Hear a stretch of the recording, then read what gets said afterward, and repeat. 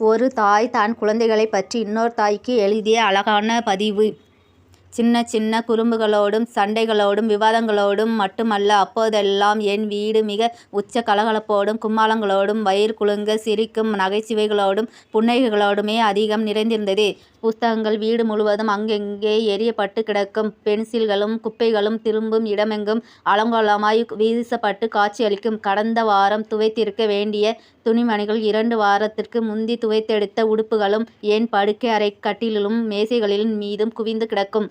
தினமும் காலையில் அவர்களை எப்போதுமே நான் கடிந்து கொண்டிருந்தேன். அவர்கள் அலங்கோலமாக்கிய என் வீட்டினை ஒழுங்குபடுத்தும் வரை என் சத்தத்தால் அவர்களை சங்கடப்படுத்தியிருந்தேன். அம்மா, எனக்கு தேவையான புஸ்தகம் ஒன்றை இங்கு வைத்தேன், காணவில்லை என ஒரு பிள்ளை எழுந்து புலம்பும். எனது வாசனை திரவியத்தை யார் எடுத்தது என்று மற்றொன்று தொடங்கும். அம்மா, நான் செய்த வீட்டுப்பாடம் புஸ்தகத்தை பார்த்தீர்களா? அடுத்தது அலறும். ஐயோ, நான் வீட்டுப்பாடம் செய்ய மறந்துவிட்டேன் என இன்னுமென்று ஒப்பாரி வைக்கும்.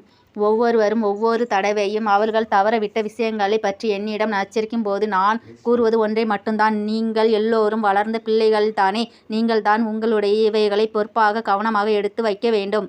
இன்று என் வீட்டு அறை கதவோரங்களில் நான் நின்று பார்க்கிறேன். என் கட்டில்களில் எந்த உடுப்புகளும் எரியப்பட்டிருக்கவில்லை. அது மிக அழகாக ஒழுங்காக இருக்கிறது. எனது அலமாரிகள் ஒரு சில துணிகள் மட்டுமே வைக்கப்பட்டிருக்கின்றது. வாசனை திரவியங்களின் மனம் மாத்திரம் என்னை சுற்றியுள்ள காற்றில் இப்போது படர்ந்து விரிந்து கிடக்கிறது. அவர்கள் எல்லோரும் தனித்தனியான வாசனை திரவியங்கள் அப்போது இருந்திருந்தது. இனி அந்த மனங்களின் நினைவுகள் மட்டுமே என் வெறுமையான இதயத்தின் வலிமையை நிரப்பக்கூடியது என நம்புகிறேன். இப்போதெல்லாம் என்னிடம் சில நினைவுகள் மட்டுமே எஞ்சி நிற்கின்றன. அது அவர்களின் சிரிப்பொலிகளின் நினைவுகளாகவே, சின்ன சின்ன சண்டைகளின் நினைவுகளாகவே, மிளக காண கிடைக்காத குறும்புகள் பற்றிய ஞாபகங்களாகவே, அவர்கள் தந்த மிக கனகனப்பான கட்டி அணைத்தல்கள் பற்றிய எண்ணங்களாகவே தொடர்கின்றன. இந்த வீடு இப்போதெல்லாம் மிக சுத்தமாக இருக்கிறது. ஒழுங்கு குலையாமல் வைத்த இடத்திலேயே அப்படியே இருக்கிறது. ஒரு தியான மண்டபத்தைப் போல் மிக அமைதியாக காட்சி தருகிறது.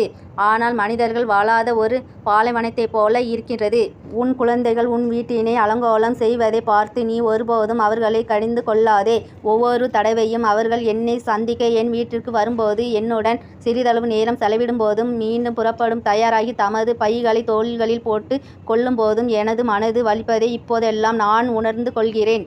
கதவுகளை பூட்டியபடி அவர்கள் வீடை பெற்று செல்லும் ஒவ்வொரு தடவையும் பூட்டப்பட்ட கதவின் முற்புறம் இருந்து கண்ணீருடன் நினைத்து கொள்கிறேன்.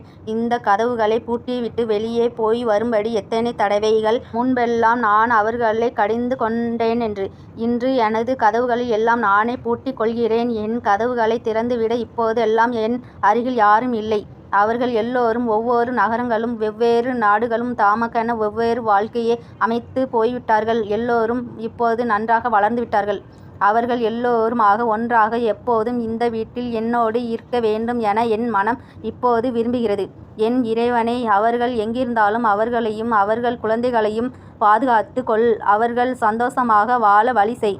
உங்களுடைய குழந்தைகள் இப்போது அந்த சிறிய வயதில் இருந்தால் அதை அனுபவிங்கள். ஒருபோதும் தவறவிடாதீர்கள். இந்த வீட்டை விட்டு அவர்கள் புறப்பட முன்னும் அவர்களுடன் சிரியுங்கள். மனம் கரைய கரைய பேசுங்கள். பேசிக்கொண்டே இருங்கள். குதூகலங்களால் அவர்களை சீராட்டுவதை நிறுத்திவிடாதீர்கள். அவர்களின் புன்னகைகளை புறக்கணிக்காதீர்கள். குறும்புகளுடன் சந்திக்க தவறவிடாதீர்கள்.